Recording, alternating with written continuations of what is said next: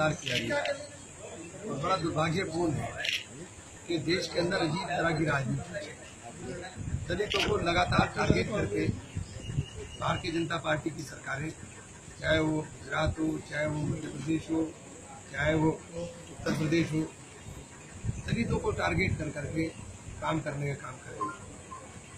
झगड़ा यहाँ पर हुआ, झगड़े की शुरुआत यहाँ के सांसद ने कराई। सांसद ने उस जुलूस की अगुवाई की, सांसद के सामने पथराव हुआ, सांसद के साथ लोगों ने एसएसपी कोठी को घेरा। ये तमाम घटनाएं सांसद की मौजूदगी के अंदर हुई। सांसद के खिलाफ कोई कार्रवाई नहीं अभी तक अमल में लाई गई। कुछ लोगों के खिलाफ, उनके भाई के खिलाफ एनबीडब्ल्यू जारी किए गए। लेकिन मुझे नहीं समझ में आया कि चंद्रशेखर में ऐसी क्या बात थी कि चंद्रशेखर के ऊपर 12,000 का इनाम। मुझे लगता है शायद दलित होने का इनाम है। इस सरकार के अंदर दलित होने के लिए सरकार ने 12,000 रुपए का इनाम घोषित कर दिया कि वो दलित है, उसको बड़ा अपराधी बना दिया जाए। चंद्रशेखर के खिलाफ कोई सबूत है आज तक पेश कर नहीं सके।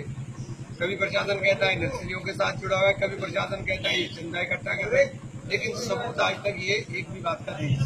गिरफ्तारी हुई है, जैसे आज क्या कहेंगे? देखिए, चंद्रशेखर की गिरफ्तारी हुई है, इन्होंने गिरफ्तारी की है।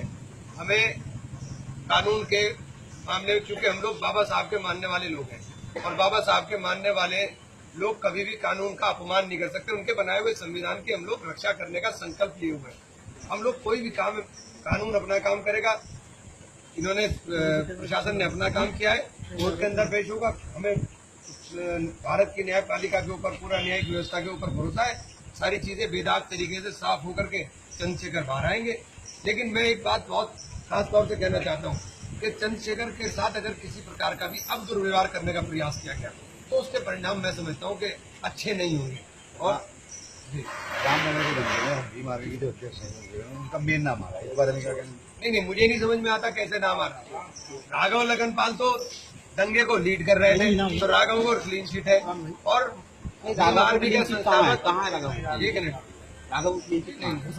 इनाम घोषित कर दिया गया, इनाम घोषित कर दिया गया। राघव डायरेक्ट नेम नहीं है ना, ये डायरेक्ट नेम क्यों डायरेक्ट नेम नहीं है? आप, मैं यही तो सवाल कर रहा हूँ, राघव डायरेक्ट नेम क्यों नहीं है?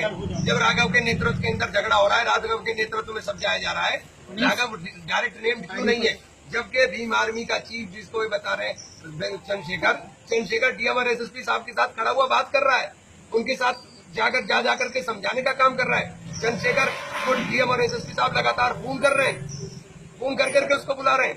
तो आप एक आदमी को टारगेट से केवल इसलिए कर रहे हो कि दलित है। तो हमारा केवल इतना कहना है कि भारतीय जनता पार्टी की सरकारें दलितों को फोकस कर करके, जैसे ऑडियो और वीडियो हुई है वायरल, तो उसमें क्या कहेंगे आप? देखिए, मुझे नहीं पता उनकी ऑथेंटिसिटी क्या है, वो कितनी ऑथेंटिक है, तो उसके बारे में मैं कोई टिप्पणी करूं ये मैं समझता हूं कि गैर मुनासिब होगा। हमारा काम केवल इतना है कि हर सूरत के अंदर हम लोग कानून का सम्मान करते हैं। मेरे कोई साथी, तमाम साथी मेरे दलित भाई खड़े हुए, मैंने इनको भी एक ही बात कही है कि हिंसा किसी चीज का रास्ता नहीं हो सकता। तो आपका